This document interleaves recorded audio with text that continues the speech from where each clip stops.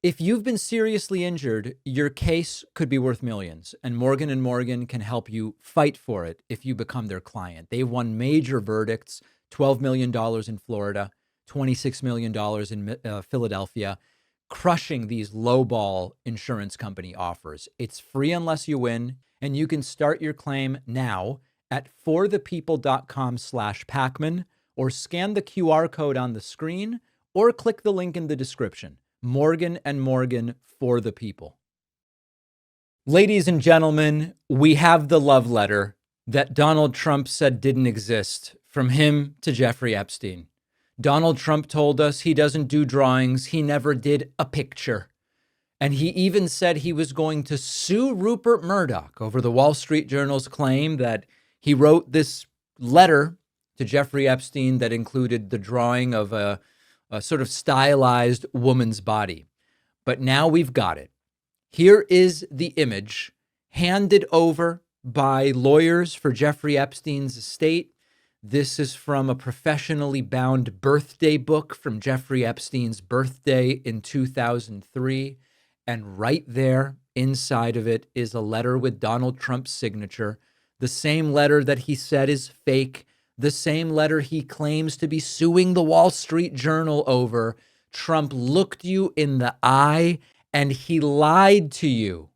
Remember when he said the following? For the election, yeah. Do you think that drawing, I think I heard you say something the other day, the drawing that was the subject of the Wall Street Journal report. I don't do drawings. I'm not a drawing person. You think it was fraudulent? I don't do drawings. Sometimes people say, would you draw a building? And I'll draw 4 I drew a building. lines and a little roof, for charity stuff. But I'm not a drawing person. I don't do drawings of women, that I can tell you. They say there's a drawing of a woman, and I don't do drawings of women. And indeed, there was a drawing of a woman. Dramatic voiceover comes in. Now we are going to see, remember when COVID started and all of a sudden everybody on Twitter was an epidemiology expert. And then when Trump was indicted of 34 counts of falsifying business records, all of a sudden the amateur epidemiologists became amateur legal experts on the falsification of business records and prosecutorial guidelines.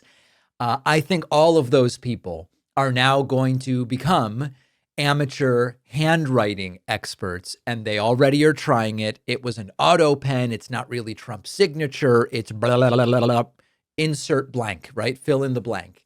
But it's abundantly clear that this is real. And we have to analyze this. We have to think about this in the context of the growing opposition from Donald Trump to the full release of the Epstein files. He hasn't released them. He said that it's a hoax. He said my name isn't in there. And also my name is in there, but only because James Comey put my name in there or something like that. We now have been told by the Justice Department of Trump, no new files will be released. We released 33,000 files. That's a red herring. Those files had already been released. What's at issue is the remaining files. We just heard from Epstein's victims last week. Finally, by the way, it's all been about Epstein and Trump, which is legitimate because we're trying to figure out how implicated is Trump. But there are real victims here, people who suffered. And we finally heard from the victims, and they said, Jeffrey Epstein talked about Trump all the time. And by the way, we can make a list. We know who a lot of the perpetrators are. So this is, if as big as this story got, it is only getting bigger now that we have seen the hand-drawn image from Donald Trump. And the question in this secondary kind of stage is, who, if anybody, from the Republican Party is going to abandon Trump and demand the release of the files? Because as you have recently, if you've been paying attention the last 24 hours, we've seen Eric Trump go, it's all fake. We've seen Charlie Kirk say that's not his handwriting. We've seen Caroline Leavitt come out in what might be her final and peak humiliation and say it's fabricated and it's fake and it's not real. But we already saw at least Republican Congressman Thomas Massie was willing to say, we've got to release these files. And he did a press conference with some of the victims, and now MAGA's targeting him. So you are going to see over the next 24 to 48 hours you may see over the next 24 to 48 hours, Republicans are going to have a decision to make. Are they going to go the direction of Thomas Massie and say, we just need the files? There might be Democrats implicated, there might be Republicans implicated, but we need the files. It's what Trump promised initially until he thought to himself, wait a second, that's not a good idea. Or are they going to go the direction of silence, complicity, or even defending Donald Trump? The train is starting to leave. You've either got to hop on or you're going to miss it. And this is going to be a calculation for many of these Republicans as to what is best for their political future, what is best for their access to power and remaining in the good graces of whoever is in charge. So the letter is here. It's abundantly obvious now why Donald Trump is so terrified about the full release of the files. But what are some of his allies saying? Let's get to that next. Many allies of Donald Trump are melting down over what could be the final nail in the coffin of, I don't know anything about Epstein.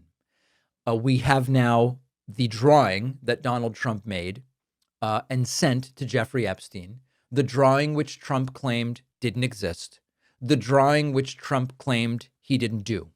But there are people defending Donald Trump. One example is Congressman Burchett, who said, maybe an auto pen was used. Trump's not really an artist, might be a forgery. That's what some of them are going with. Take a listen to this. I mean, anybody can do a signature. We've seen the auto pen's been used quite a bit with the Biden administration. So I've never known Trump to be much of an artist either. So I kind of draw that into question. There's a history of him drawing stuff. The thing is, it's been there for 4 years, and now it's just come out. I just don't buy it. So you think really someone might have just forged this somehow and sent this to the Epstein? Somehow. It's so easy to do. I just don't buy any of it right now because we have a prior administration that's had a history of dishonesty, and they bring something like this out now. Why wouldn't they bring it out during the campaign? We now have a new hypothesis from Burchett, which is the signature on the drawing from Trump to Epstein might have been forged. It might have been done with an auto pen in 2003 to set up Donald Trump, when Trump was still a Democrat 22 years ago, before he ever considered running for president as a Republican, just in case they forged a letter from Trump to Epstein so they could have it, what? In case exactly this scenario came to light? Eric Trump didn't even come up with something as creative as that. Eric Trump just said, Daddy doesn't do sketches. He doesn't do drawings. That's what Eric Trump is going with. Yeah. Well, it's something also beyond all this stuff. The news story today is that this stupid drawing, that your dad allegedly gave to Epstein. And you and I actually were sitting around joking about this a while back when it first came out. We were like, this is the most absurd stuff in the world. But Mike Johnson is like walking back. Last week he said, he was an FBI asset in the whole prosecution of this. Then he tried to walk it back. So this is like the dumbest thing in the world. I can tell you my father does not sketch out cartoon drawings. I mean, it's insane. Not to mention Epstein's lawyer said he asked specifically about Donald Trump, and Donald Trump never once came up, and there was no correlation. And it's ironic, given that my father was the very guy that threw him out of the club because he thought he was a scumbag. My father's intuition was actually incredibly right. But, there are so many lies in there that it's hard to keep up with them. First of all, I mean, let's be honest. Calling this a drawing is a little bit of an exaggeration. I mean, it's just a couple of lines. It's not even really a drawing. It's sort of like the outline of a woman's body and then the outline of breasts, and then Trump signed the thing. Like, Trump may not be a guy who draws, but this barely even qualifies as a drawing. Eric Trump is also doing revisionist history because he's panicking and they have nothing else. It's all coming off the walls.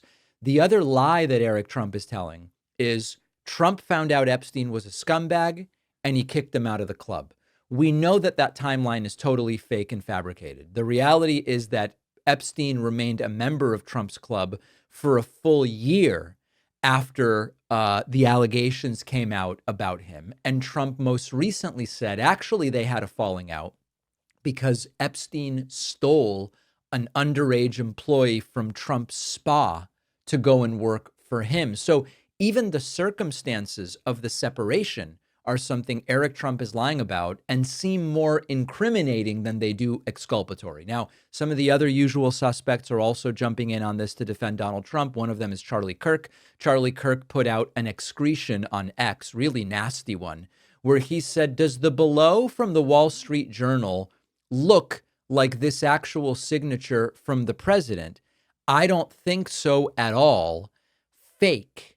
And the reality, of course, is that it is indeed Donald Trump's signature. Aaron Blake posted to Twitter Donald Trump's signature from the alleged letter to Jeffrey Epstein, the drawing, and then has a number of other letters that show that at that point in time, yes, it is a different signature than Trump uses today. But at that point in time, in the 90s and at other points in time, that was exactly Donald Trump's signature. And then finally, George Conway, a friend of the show who's been on the show a bunch of times, he even published a letter he received from Trump in 2006. It's a Dear George letter because his name is George Conway. And it says sincerely, and it's that exact same signature where Trump adds, P.S., you have a truly great voice, certainly not a bad asset for a top trial lawyer. Trump likes, or at least he did during the 1990s, Trump liking, not the 90s, in 2006, Trump liked George Conway's voice. So whatever the amateur handwriting analysts now come up with, it is indeed Donald Trump's signature. Why would someone fabricate that with an auto pen 22 years ago? It doesn't make any sense. They have gotten caught. But the next question became, Caroline Leavitt's not going to say it's fake, right? Okay, Charlie Kirk puts out an excretion on X saying it's fake. A congressman, okay. But the official spokeswoman for the president, she's not going to say it's fake, is it? Say it ain't so. That's exactly what she did. White House Press Secretary Caroline Leavitt has reached the defending the indefensible stage of her career, putting out a disgusting excretion on X. These used to be tweets. It used to be Twitter, and we called them tweets. Now it's X. These are excretions. She put out an excretion saying that the letter now revealed that was sent by Donald Trump to Jeffrey Epstein with a sort of esoteric drawing of a woman's body is fake. The Wall Street Journal has published the photographic proof of the infamous Epstein birthday letter. Trump previously said it didn't exist. In rushes Caroline Leavitt to declare it is fake news. She posted, quote, the latest piece published by the Wall Street Journal proves this entire birthday card story is false. As I have said all along, it's very clear President Trump did not draw this picture and he did not sign it. President Trump's legal team will continue to aggressively pursue litigation. Furthermore, the quote reporter, Joe Palazzolo, who wrote this catch it job, reached out for comment at the exact same minute he published his story, giving us no time to respond. This is fake news to perpetuate the Democrat Epstein hoax. There's a little problem with this, as Donald Trump likes to say. It is so obviously real that even a 7-year-old would be able to realize that. The letter has typewritten text inside the outline of a naked woman. It ends with happy birthday, bears a signature that actual handwriting experts and journalists have said this was Trump's signature at that point in time. The verdict at this point is that this is authentic. It is something Donald Trump has been caught lying about. So why would Caroline Leavitt deny something that on its own isn't even criminal? And that's a critical point. They could be saying, so what? So what that Trump sent Epstein a letter? This was before Trump knew Epstein was a creep. It was part of a 50th birthday book that was written. It is not evidence of any crime. Are you going to accuse Trump of having committed a crime because he sent this letter? Well, then you might as well accuse everyone in the picture book, in the letter book, of having committed a crime. They could go with that. They could say, he wrote a letter. He later found out Epstein was a creep. They went their separate ways. Trump kicked them out of Mar-a-Lago. There's nothing criminal here. But they aren't going with that because they must know what isn't yet public. If they acknowledge, of course, after lying, that the letter is real, we would naturally start saying, what did Trump and Epstein do behind closed doors? Whatever the full truth is must be so bad that they are lying even about the authenticity of the letter. And that degree of desperation is the tell. It's grotesque. Now, on the Friday show, during our Friday feedback segment, I'm going to address a question that came in from someone in the audience, which is, do I think that Caroline Leavitt, who is in her 20s now, is going to regret this when she's older? Is she going to look back and say, those were my youthful indiscretions? A little more than that, right? That sort of is an understatement of it. Because she is reaching a new low, defending a man credibly tied to a sex trafficker's inner circle, pretending the evidence has been forged, spinning conspiracy theories about the media. This is what Caroline Leavitt's political career has become. Not explaining Trump's perspective on foreign policy and economic theory. No, because Trump barely has any ideas about that. Did she imagine growing up that she was going to go to war, not literal war, but metaphorical war, for the reputation of a guy now linked to a sex trafficking ring? Is her legacy going to be that, burying allegations against Donald Trump?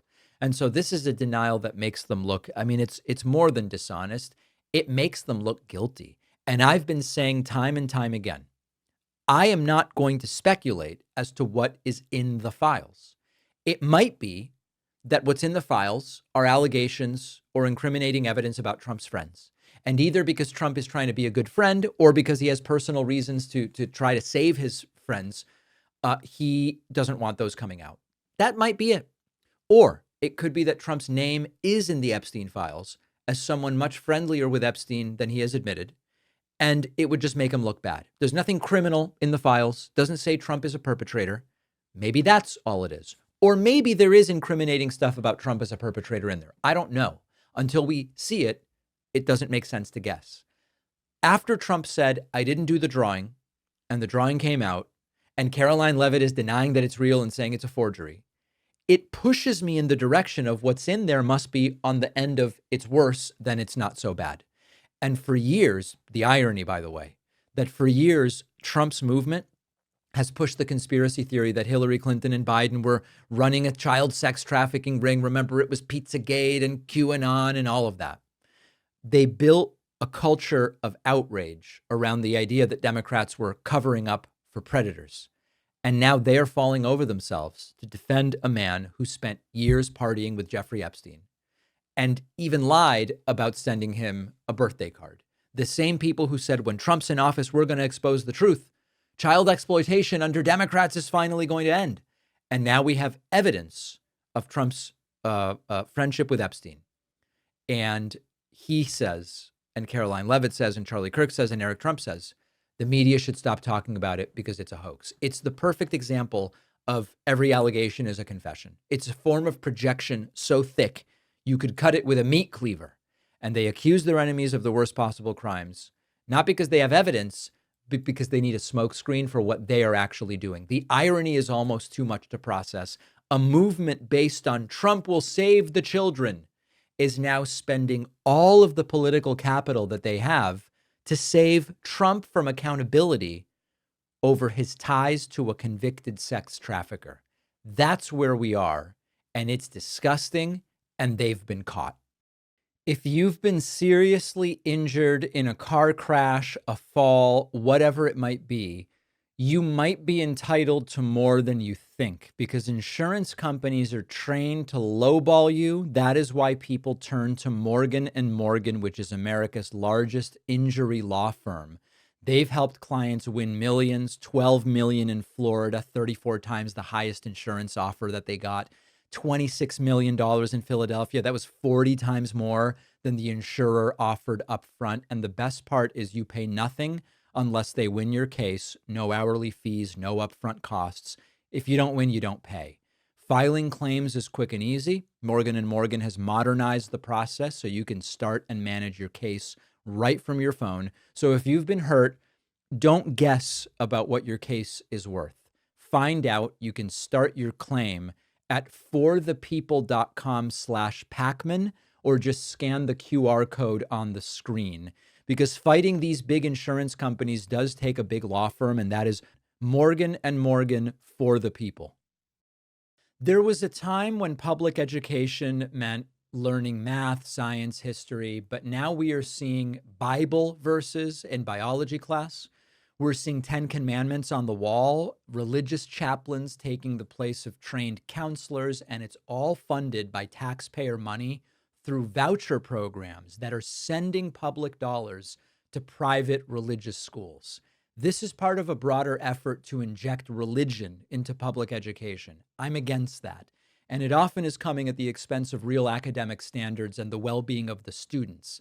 Now, our sponsor, the Freedom From Religion Foundation, is fighting back. FFRF defends constitutional principles, takes legal action when schools cross the line, and protects students from religious coercion in public classrooms.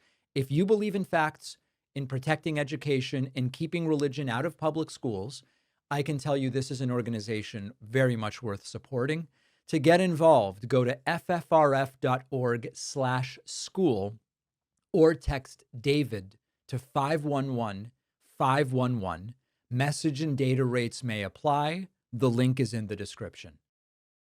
The David Pakman Show is an audience-supported program, and I invite you to become a member at joinpakman.com. We do an extra show every single day called The Bonus Show for our members. Oh, the bonus show where you want to make money, but everybody else that makes money to fund themselves is bad. That's really Alex Jones. Every time I play that, people say, that's really Alex Jones, who hates the fact that there's a bonus show. You can sign up at joinpakman.com. You'll also get commercial-free audio and video feeds of the show and so much more. And you can get a 50% discount off of the cost of a membership, whether it be monthly, yearly, or a lifetime membership. Get 50% off with the coupon code. It will end soon. We've got 3 years and 3.5 months to go, or something like that. Joinpakman.com. A Democratic governor is shutting down Trump's wet dream of going into his state and specifically into Baltimore. Governor Wes Moore, a Democrat, says we are not going to bow down. We are simply not going to allow it. And we could be heading like a runaway train towards a confrontation that is not just a legal confrontation in the sense of a constitutional crisis. If Trump says, send in the troops, and the governor says, don't do it, and the mayor says, don't do it, what would happen legally? We may be heading towards a physical confrontation. Let's listen to what Wes Moore said, and then we will discuss. We do not need an occupation. No. Yeah. Say that. And we do not need people putting in performative and theatrical resources because they do not care about the actual results that they're trying to hope for. If you want to learn what works, come down. Come spend time. Come learn.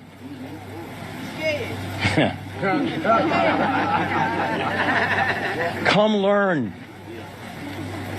And come learn that we're what we need.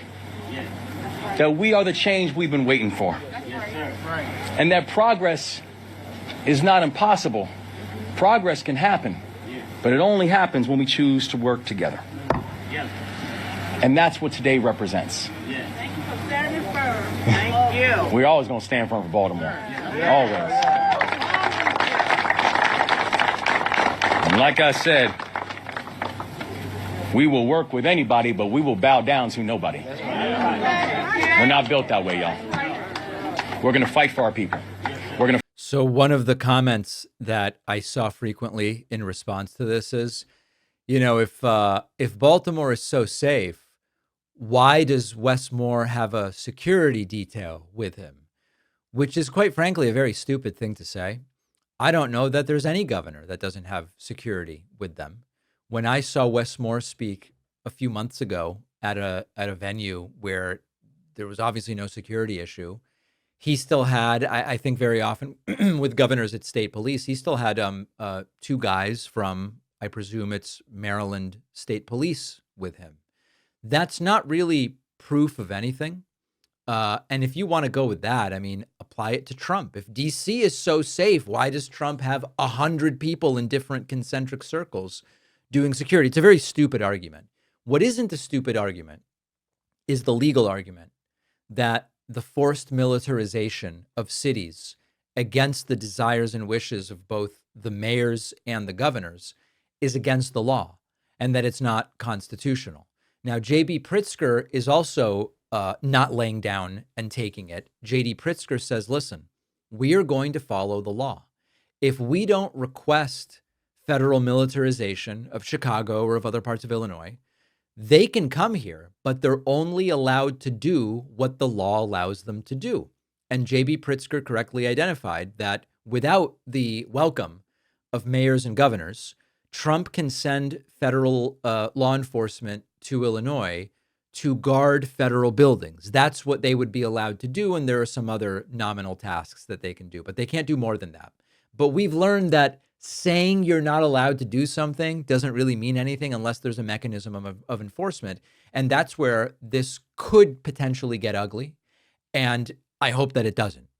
And where it could get ugly is that if indeed Donald Trump decides to go forward, Baltimore, Chicago, whatever the case may be, and the states and cities say, we are going to physically resist the presence of this federal law enforcement, how ugly does that get? And what ultimately happens in terms of, does that create more chaos or does it solve it? And that's what loops me all the way back to one of the kind of hallmarks and typical characteristics of the way these authoritarians like to work. We can look back at 150 years of world history and find this idea. You know, in fact, I'm reading a very interesting book right now. Let me make sure I get the name of the book right. The book is called Tunnel 29. It's by Helena Merriman. And it's about the time in Berlin when leading up to when the Berlin Wall went up and the sort of political circumstances surrounding it and the sort of idea of authoritarians and autocrats doing things that are already a problem, but they're meant to generate a reaction. And then the reaction is used to justify even more action. That's often the way that it goes. And so we have a real possibility here. And this is why there's been so much of this don't take the bait stuff from J.B. Pritzker and from others. And we saw totally peaceful protesting in Chicago over the weekend. Part of what authoritarians want is to generate or to bait an extreme reaction so that then they can go, it's gotten really chaotic in Chicago. Now we need to send in the Marines. Well, did it get chaotic for no reason or did it get chaotic because of something that you did? And so Wes Moore seems to recognize that. J.B. Pritzker seems to recognize that. What will happen if the confrontation becomes physical? I ask it, I hope it's a rhetorical question. I don't really want to find out. I don't think it would be good for the country, that's for sure. Fox News hosts are starting to realize Trump crashed it. On live television over the last few days since this disastrous jobs report, we have seen Fox News host after anchor, after analyst, after host acknowledge things are not going particularly well. Now, some of them are minimizing, some of them are blaming Biden, but they mostly all are recognizing these numbers aren't very good. And you can see the recognition on their faces. We will start with the announcement that the 22,000 jobs that were added in August, a fraction, a pathetic fraction of the expected number. not to mention a downward revision as well. Take a listen. Go through them, Yep, Lauren. I sure do. 22,000 jobs added in the month of August. That was much less than the expectation of 75,000, guys. The July number was revised. I will get to revisions in a moment. Unemployment rate coming in as expected, 4.3%. So that would be higher than July's 4.2%. Again, So this is like step one. The numbers aren't good. Jobs numbers down. Unemployment up. 22,000 jobs added in August.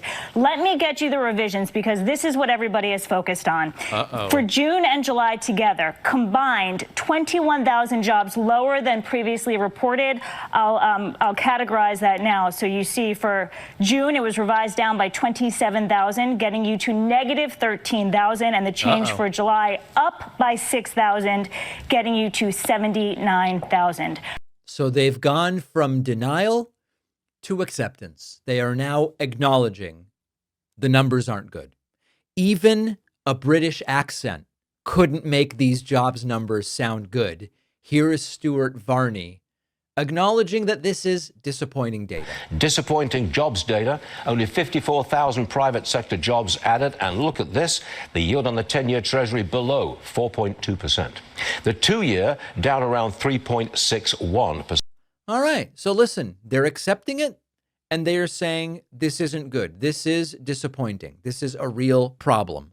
They then brought on the guy from the Pawn Stars show, who's a big Republican, big supporter of Donald Trump. His name's Rick Harrison. And Bill Hemmer asks him what's going on. And Harrison goes, no, you know what? Tourism is down. A lot of my customers at the pawn shop are tourists. Business is down. What about inflation? What about the economy? What about terrorists? What about jobs? Do you see any of that playing a factor here? A little bit. I mean, international tourism is definitely down. Over 50%. Over 50% of the people I get in my store are international people, and I see that as down.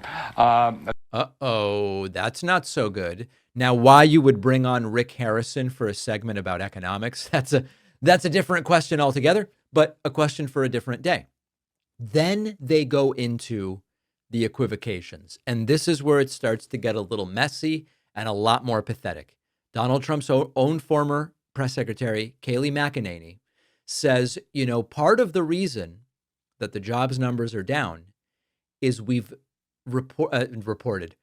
deported so many undocumented immigrants. There's a little problem with that, which is that deported people aren't counted as unemployed because they are not filing for unemployment. I think people stand on that side. They do. And jobs are down because the illegals are gone.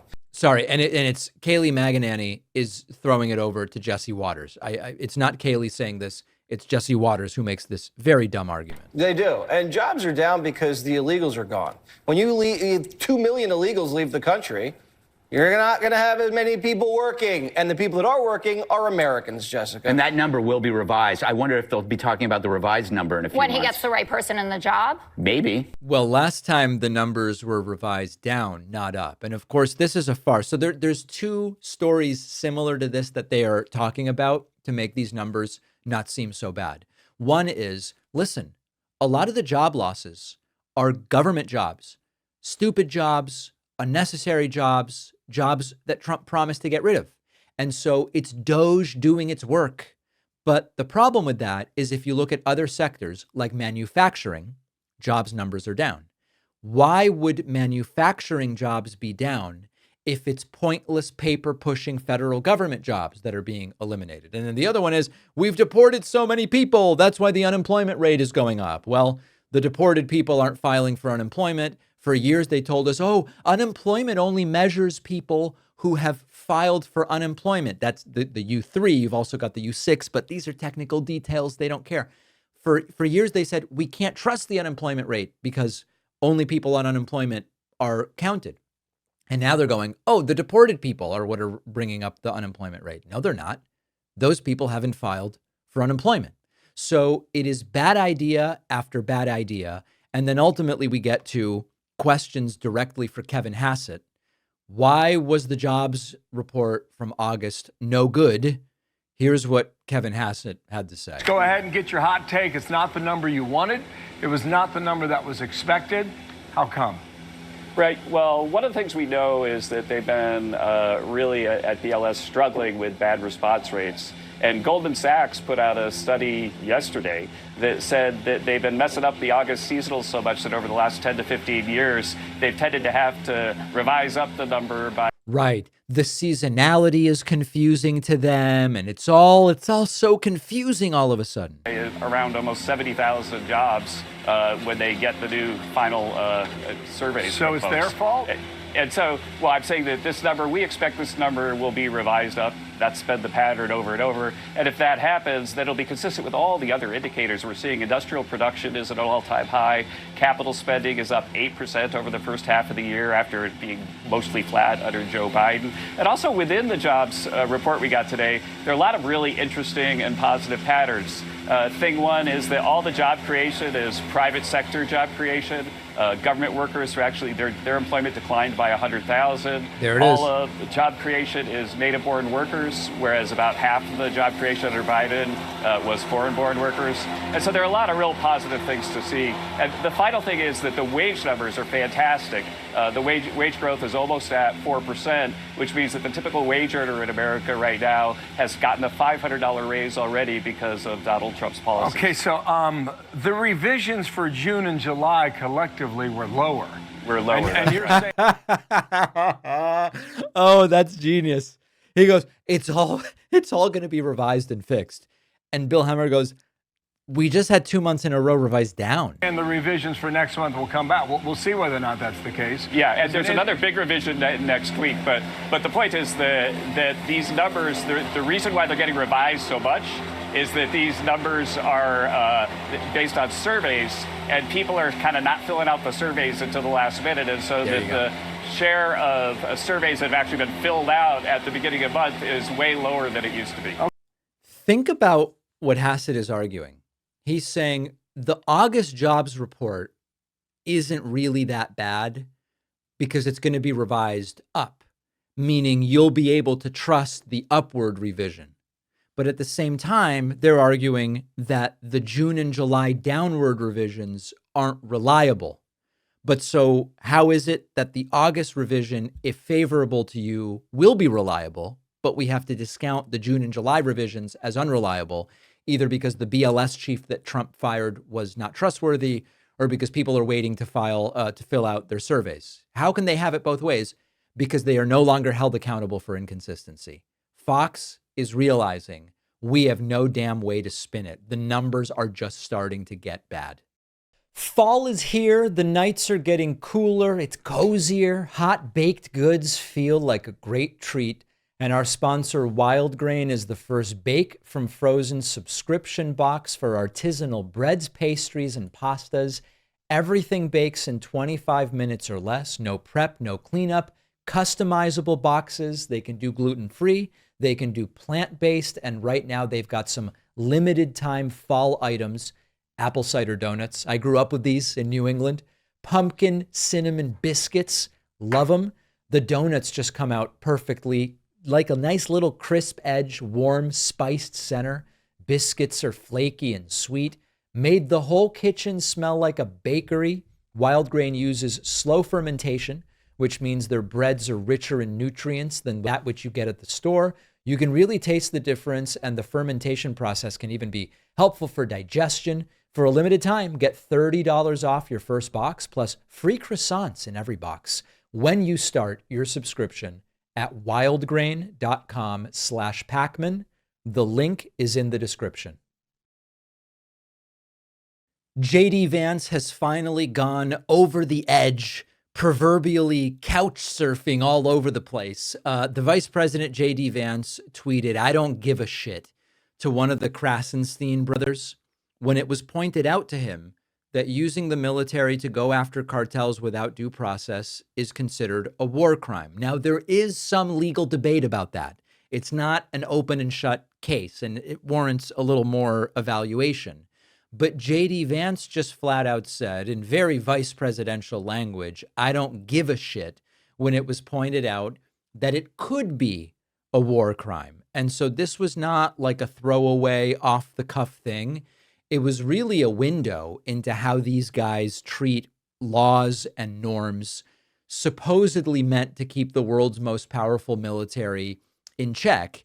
And we have to consider that they don't really care about the law at the end of the day. This is really far more about the degree to which they want to further their own agenda, no matter what the law says. J.D. Vance tweeted, "Killing cartel members who poison our fellow citizens is the highest and best use of our military." To which Bryant Krasenstein responded, "Killing the citizens of another nation who are civilians without any due process is called a war crime." And J.D. Vance says, "I don't give a shit what you call it." What we what we do know is that the American military can't just be used for whatever the president wants. That we know. And we know that at home, there's this thing, the Posse Comitatus Act. It's been on the books since 1878 to make sure that the armed forces aren't used as the president's personal police. Now, there are exceptions. You've got the Insurrection Act. They're rare. They're supposed to really be used for actual breakdowns of civil authority, not for political disagreements, not for protests. So that's the domestic part of it. This other thing about going into other countries, going after cartels, accidentally killing fishermen and civilians and the entire thing, it's illegally, under the Geneva Conventions and international law, war crimes happen during armed conflicts. And they do involve things like deliberately targeting civilians. That's true. Using the military inside the U.S. is not automatically a war crime. Using the military outside the U.S. and a civilian accidentally dies, it's not necessarily a war crime. It's legally complicated. There's this argument over, well, does it matter if it's a legally declared war or not? A lot of people believe that that's what matters. Was war declared? And the law is more complicated than that as well. But what I found really interesting here was actually Senator Rand Paul's response. It's one of those, a terrible person happened to say something that is correct. He tweeted, quote, "JD, I don't give a shit Vance says killing people he accuses of a crime is the highest and best use of the military." Did he ever read To Kill a Mockingbird? Did he ever wonder what might happen if the accused were immediately executed without trial or representation? What a despicable and thoughtless sentiment it is to glorify killing someone without a trial. Now, there's two sides to this. Number one, obviously Rand Paul is correct.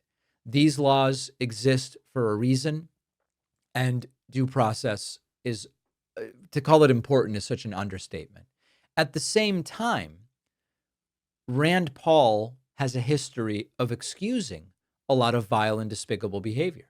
Rand Paul could have voted to convict Donald Trump after he incited the January 6th riots. He didn't vote that way. That's just one example in the Senate. And so this is one of those things where, if you've been following the online reaction, there have been some Republicans who have been saying, I don't agree with this element of what's being done domestically, or I don't agree with that element of using the military to go after cartels in the way that Donald Trump is threatening to do. But Rand Paul, as are most of these Republicans, he is a complete and total hypocrite. Now, critics of J.D. Vance say this is why Vance might be more dangerous than Trump. And so when we think about this, if Trump were to die, if Trump were to be impeached and removed, if Trump, whatever, 25th Amendment, if by any scenario Donald Trump's presidency, Donald Trump's reign ends short of this presidential term and someone else takes over, there is a reasonable fear that it may not be a particularly good thing for the country, because Vance is more the type of guy who will quietly follow orders from the donors and from the party bosses and just make horrible stuff happen with a lot less bluster. And he might end up having an easier time crossing lines than Donald Trump has because he would do it quietly. The bottom line, the bigger picture, is Vance is saying out loud, he doesn't, to use his term, give a shit. He doesn't give a shit about legal guardrails. That's terrifying and that's dangerous. And when we talk about authoritarianism, That's what we're talking about, not caring about the legal guardrails. Donald Trump has just lost his last opportunity to overturn the massive $83 million verdict in the E. Jean Carroll defamation case. This is devastating legal news for the traffic cone orange president. This is not a ruling about the size of the penalty. This is a court flat out rejecting the entire defense that Donald Trump put together. The judges said Trump's conduct towards E. Jean Carroll was remarkably high in reprehensibility. It may be unprecedentedly high. It wasn't one comment. The court noted that Trump's attacks on Carroll got worse during and then after the verdict was determined. Trump has already been hit with a separate $5 million verdict in another E. Jean Carroll case. That one was upheld in June.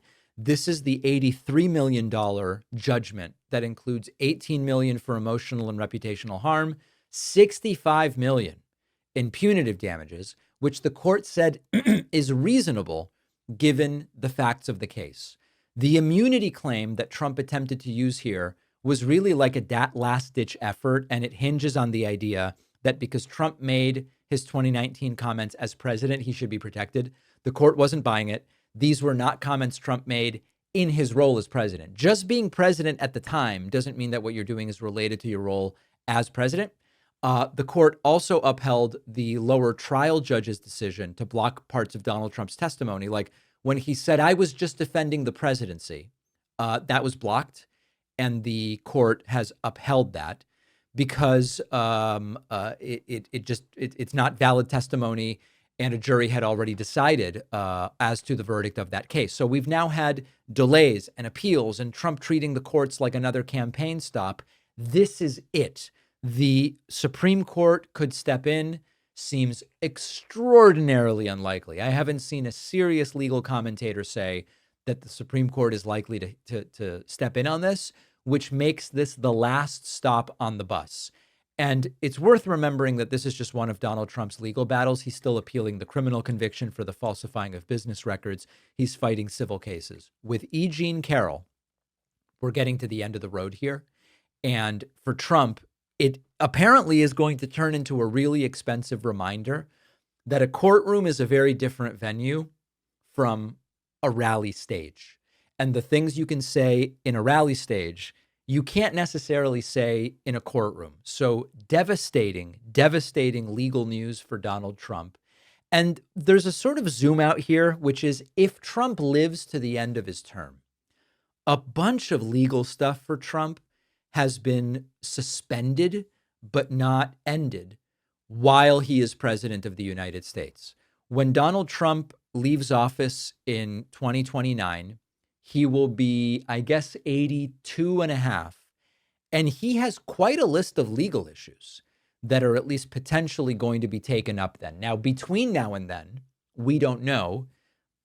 Is someone going to try to step in to mitigate that? Could a Republican president who replaces Trump pardon Trump for everything and put an end to this stuff? That would only apply to criminal federal law, wouldn't apply to civil lawsuits, wouldn't apply to state law. So it's a complicated thing, but is there going to be an appetite politically? Is there going to be an appetite legally? And are judges going to say, I'm going to carry forward with this once Donald Trump is the 82-year-old former president? I don't know the answer to that. Donald Trump lost it on a reporter, called her darling, and said, be quiet, also correcting her that it is no longer the Department of Defense. It is now the Department of War.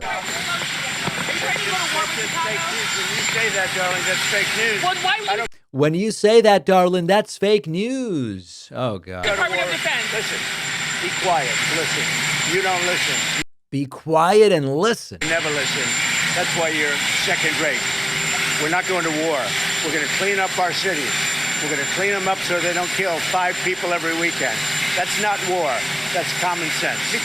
Look at Trump leaning over her with just reeking of condescension, this mocking gesture. I mean, truly just vile, vile stuff. I want to talk about the whole Department of War thing. Authoritarians love to control the language. And it's been said before, and it's true to a degree, that you can control society by controlling language. I mean, just calling it the Gulf of America rather than the Gulf of Mexico implies a sort of ownership of sorts that makes people tolerate different things and see it differently. The idea being the language we use has a significant effect. And when you say to people, the Department of War, and if they're not doing war, on some level, you look at it and you go, we've got this perfectly nice Department of War here. They should really do some war. That's what would make sense for them to do. That's what their primary duty is. And so this Department of War thing is not nothing. Trump was asked, are you ready to move on the second phase of sanctions against Russia? Trump says yes. Question 1 is, what was the first phase? And question 2 is, let me guess, we're just 2 weeks away, aren't we? Are you ready to move to the second phase of sanctions against Russia or punishing Putin? How is your problem? Yeah, I am.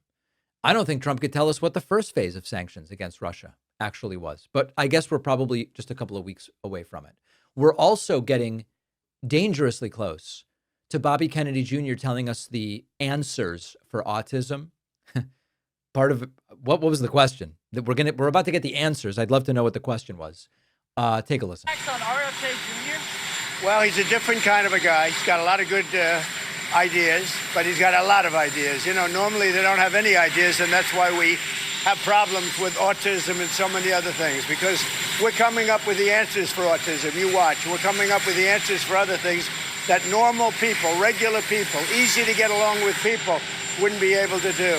He's got a lot of ideas, and so do I, and we're going to clean it up. I'm going to preview for you. Apparently, they're going to blame autism on Tylenol. There's been a leaked report that they will be blaming autism on Tylenol during pregnancy, something which, by the way, has already been looked at. It doesn't seem super strong. And then finally, Trump asked, are you going to attack cartels inside of Venezuela? And Trump, very cagey. Are you considering attacking the cartels inside of Venezuela? You attack? Well, you're going to find out. You're going to find out. Real Nobel Peace Prize sort of stuff here.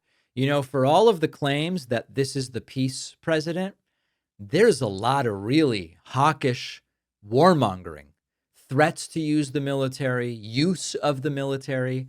I'm kind of starting to think that this may not really have been the peace president, the way Tulsi Gabbard told us that he would be. Many of us know all too well about the sticking, rubbing, and chafing that you can get with traditional underwear. Our sponsor, Sheath Underwear, have created unique boxer briefs with multiple ergonomic compartments in the front, which prevents skin on skin, and that means everything stays separate, comfortable, dry, and cool. You will have a boost of confidence when you're out and about. I've known so many people who were skeptical about those compartments, friends who say, I heard that ad for Sheath, what about those compartments? And then they try it, and then they're amazed at the comfort and breathability when they finally try it. You will thank yourself. Plus, Sheath has brand new materials like bamboo and mesh for even more cooling comfort. They will be the most comfortable pair of boxer briefs you ever put on. No more sweatiness and chafing and readjusting, especially at the gym. It's a lifesaver. Give Sheath Underwear a shot. I've had a great experience. I think you will too. Head over to sheathunderwear.com/Pakman and get 20% off with code Pakman. The link is in the description. An extremely haggard-looking Donald Trump addressed the White House Religious Liberty Commission at the Museum of the Bible.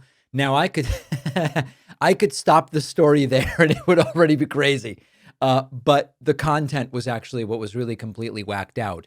They prayed over Trump, and Trump kind of smirked. Trump loves being seen as a pseudo-deity. Anyone who sees him as godlike, that he likes very much.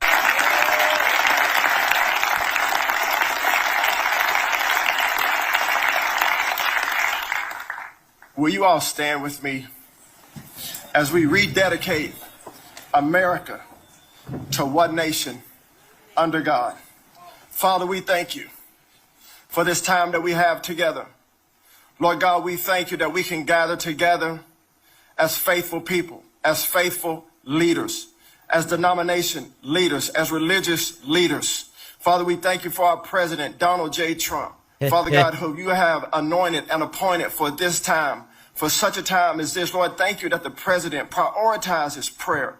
Father God, that he sees the power, the importance, the priority of praying together as a people, as a country, as a nation. Father, we in this place today, in this great museum of the Bible, Father God, we lift up our president. Lord God, we lift up his family. We lift up, God, our vice president, our cabinet, and everyone, God, who serves in this administration through all branches of government. Father, help us. You know, if God chose Trump to be president of the United States, not once, but twice, God's got a sick sense of humor. That we can tell you for sure. Now, then Trump actually got to his speech looking extremely haggard and low energy. And in a disgusting moment, Trump, in bragging about how great things are going in Washington, D.C., thanks to his militarization, he sort of minimized the idea that when something happens at home between a man and wife, they call it a crime. It sure sounds like the guy found liable for sexually assaulting E. Jean Carroll is sort of minimizing or dismissing domestic violence. No, it's more than 87%, virtually nothing, and much lesser things that take place in the home they call crime. You know, they'll do anything they can to find something. If a man has a little fight with the wife, they say this was a crime, see? So now I can't claim 100%. But just a little fight, just a man smacking around his wife after she burnt the chicken fingers, and all of a sudden police are involved and they're saying there's crime in DC. Can you believe that? Listen to this guy. The guy who was accused of sexual assault by his first wife in her book is saying, why are the police getting involved with these domestic violence?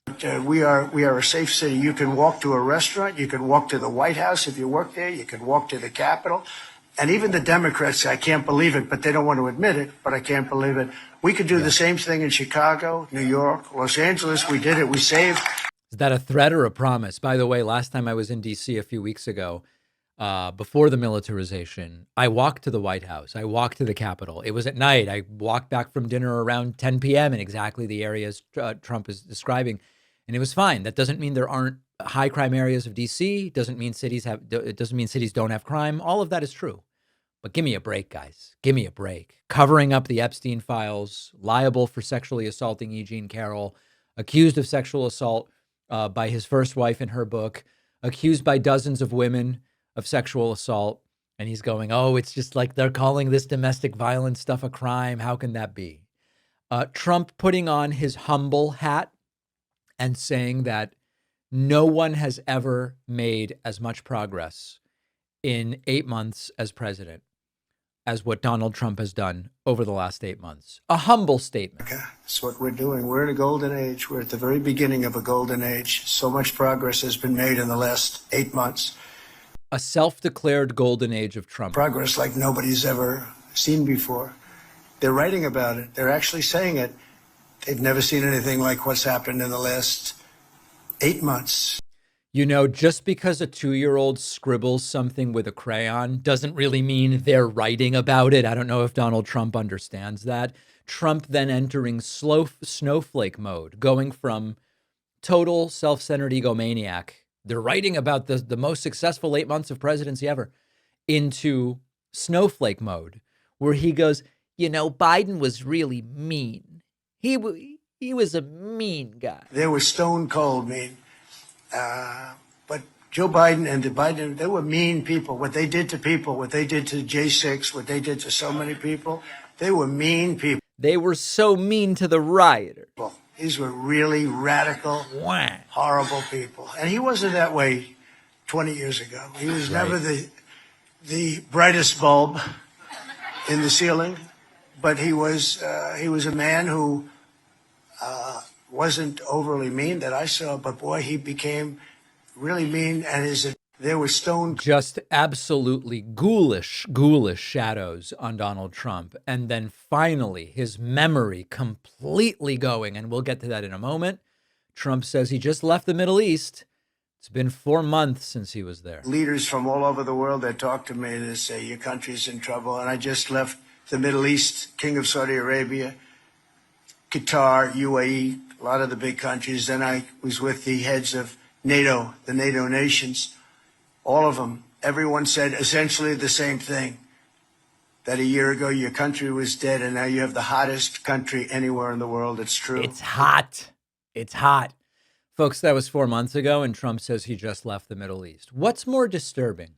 That Trump can't remember a damn thing, that Trump is criminally self-centered and egomaniacal, or that they prayed over him and said that it is God that gave them Donald Trump. You tell me which is the scariest.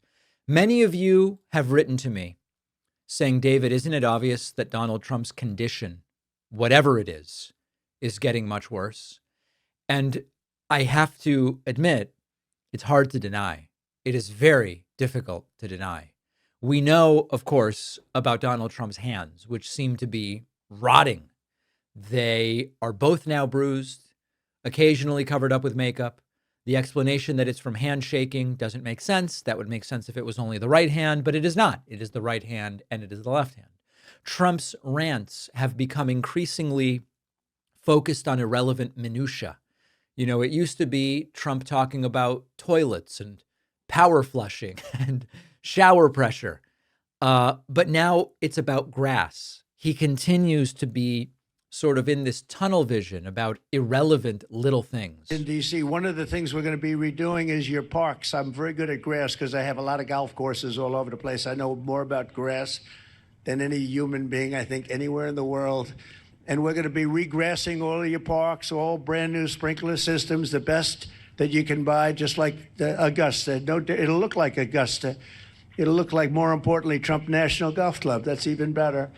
But we're going to have all brand new, beautiful grass, you know. So the rants are increasingly about completely irrelevant, menial things. And then also Donald Trump is increasingly confused or unable to hear questions. This is weird. It's almost like his nurse helping him. Here's what they asked you, Donnie boy. Melania helping Trump understand the question that he was asked. Thank you, Mr. President. I have two questions for you. First, after your phone call with Ukrainian President Zelensky today, do you plan to speak with Russia's President Putin in the near future? What? If you will speak with President Putin in the near future. I will be, yeah, I will be. We're having a very good dialogue. I settled 7 wars. And there it is, going from what is the question to I settled 7 wars. Trump's also telling increasingly unintelligible stories and recounting irrelevant and confused anecdotes like the new "he broke my ass" quote. So, getting back to why you got invited. So, I'd get a call from the speaker and it'd say, sir, we have 16 hard no's. It's 4 o'clock in the morning and we have one of many bills, because this happened many times. And it tended to be the same 16, 18, 19 people all the time. 4 o'clock, 5 o'clock in the morning, I call them. I said, Jim, how you doing, Jim? Everything okay? Yes, sir. It's 5 o'clock in the morning. How are you voting for us, Jim? Well, what do you think, sir? Tell me, what should I do, sir? And he broke my ass. And they had about 16 others. That doesn't mean we don't like them. Sir, he broke my ass. And then finally, although we could do this all day, sadly, Donald Trump, unable to walk in a straight line. In addition to walking in a really strange way, we now have numerous examples of where he just kind of wanders side to side, seemingly intending to walk in a straight line. So is Trump's condition getting worse? I mean, it's certainly not getting any better. Do we know exactly what the condition is? We don't. And I'm the first to acknowledge that, mostly because of the complete lack of medical transparency, propagandistic medical reports that read more like promotional materials than medical documents, and because of Caroline Leavitt, who, when pressed beyond belief, will make some small admission about Trump's health that is obviously nowhere near the full story. That's what I know. What do you think is going on? Let me know. Scott Bessent reportedly threatened to punch an administration rival in the face. We're going to talk about it on the bonus show. We also have a new report card for the nation, which shows that science scores are down, math scores are down, reading scores are down. This is not a Trump story. This is a much bigger story than Trump. It's really about about education and culture and a lot of other things. And finally, a lot of Joe Biden's infrastructure projects are finally coming to reality, but Trump is trying to slap his name on them. What a surprise. All of that and more on today's bonus show. Sign up at joinpakman.com. Also, leave a comment on my Substack, substack.davidpakman.com. What do you want to be covered on tomorrow's bonus show? Let me know on Substack.